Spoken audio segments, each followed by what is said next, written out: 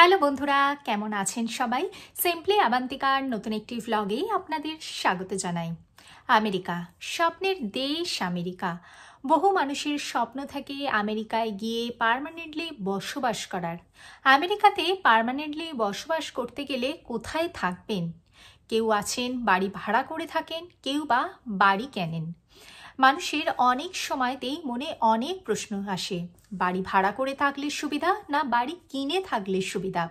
বাড়ি ভাড়া করে থাকলে কি কি সুবিধা, কি কি অসুবিধা? বাড়ি কিনতে গেলে কি কি সুবিধা, কি কি অসুবিধা? কিভাবে বাড়ি কিনবেন বা কিভাবে বাড়ি ভাড়া করবেন আমেরিকায় আসার পর, সেই নিয়ে আজকে আমি আবান্তিকা শেয়ার করব আপনাদের সাথে বিভিন্ন ধরনের তথ্যাবলী। তাই স্কিপ না করে পুরো ভিডিওটা আমার সাথে থাকুন। ভিডিওটা ভালো লাগলে লাইক করবেন, চ্যানেলটিকে সাবস্ক্রাইব করবেন।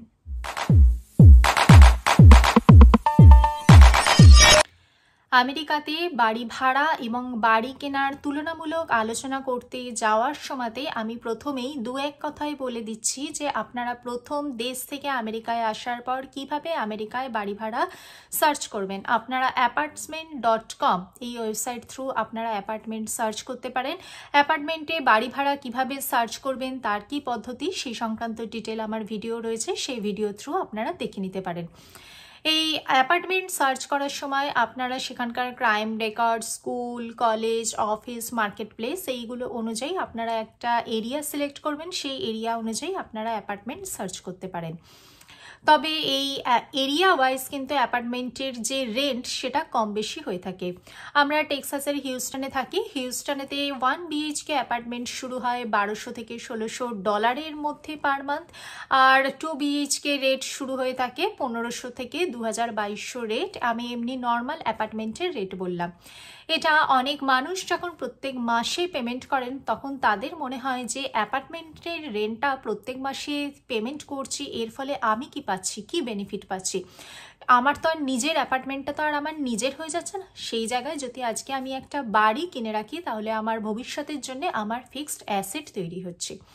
তাই অনেক মানুষ হয়তো অ্যাপার্টমেন্টে কয়েক বছর থাকার পর হয়তো বাড়ি কেনার দিকে ঝুঁকেন। এই বাড়ি কেনার দিকে ঝুঁকতে গেলে আপনাকে কয়েকটা বিষয় মাথায় রাখতে হবে। আপনি আমেরিকাতে কি পার্মানেন্টলি বসবাস করবেন, নাকি আপনি আমেরিকাতে এসেছেন কয়েক বছর পড়াশুনো করতে বা চাকরি করতে এবং আপনার কাজ কমপ্লিট হয়ে যাবার পর কয়েক বছরের প্রজেক্টের জন্য এসেছেন এবং সেই প্রজেক্ট কমপ্লিট হয়ে যাবার পর আপনি আবার আপনার দেশে ফিরে যাবেন?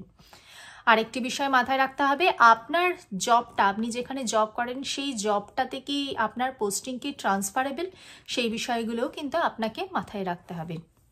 সমস্ত কিছু বিচার বিবেচনা করে আপনি যদি ঠিক করেন যে আপনি আমেরিকাতেই পার্মানেন্টলি বসবাস করবেন এবং এখানেতেই পরবর্তীকালে একটা ফিক্স অ্যাসেট লাইক আপনি একটা বাড়ি কিনবেন, সেই অনুযায়ী প্রথমে আপনাকে এরিয়া সিলেক্ট করতে হবে।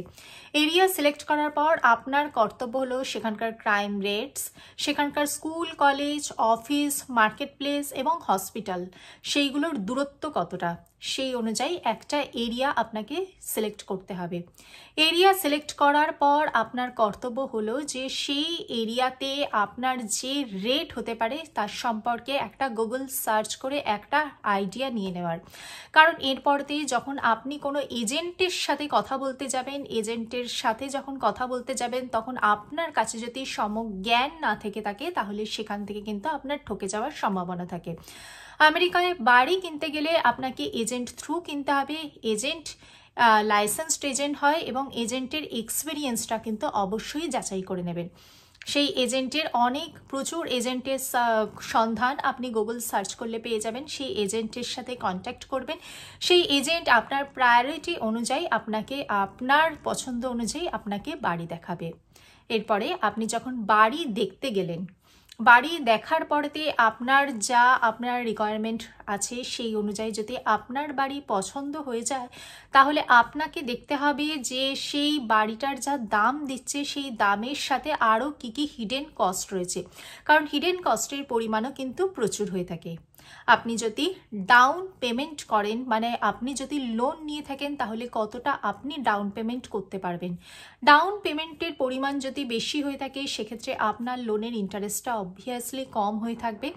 তাই আপনার হাতে কতটা ক্যাপিটাল রয়েছে তার উপরে কিন্তু ডিপেন্ড করছে আপনার বাড়ির রেটটা কী হয়ে থাকবে, মানে আপনার ইন্টারেস্টটা কী হয়ে থাকবে।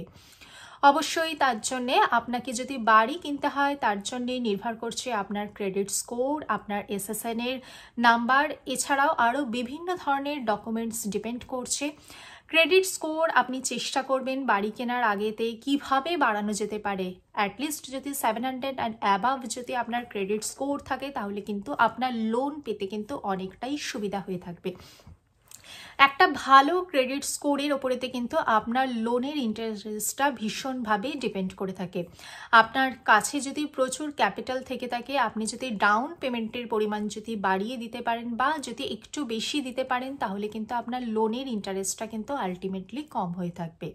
বাড়ি ফাইনাল করার জন্য আপনি যে এজেন্ট থাকবে তার থেকে একটা কোটেশন নিয়ে নেবেন। সেই কোটেশনটা আপনার বাজেটের সাথে ম্যাচ করিয়ে দেখবেন যে আপনার কি কি ক্ষেত্রে আপনার যা রিকোয়ারমেন্ট সেটা ফুলফিল হচ্ছে কিনা।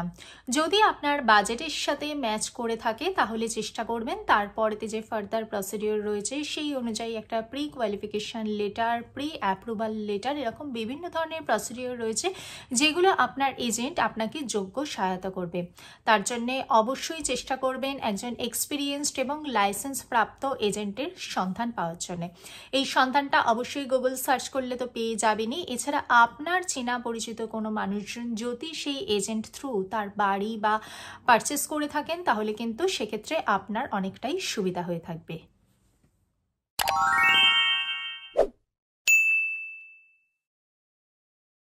আমেরিকায় যারা পরবর্তীকালে বাড়ি কিনে পার্মানেন্টলি সেটেল হতে চাচ্ছেন, তাদের জন্য বলি, আমেরিকায় যে বাড়ি ভাড়া সেটা কোভিডের পর কিন্তু উত্তরোত্তর ভীষণই বৃদ্ধি পেয়েছে।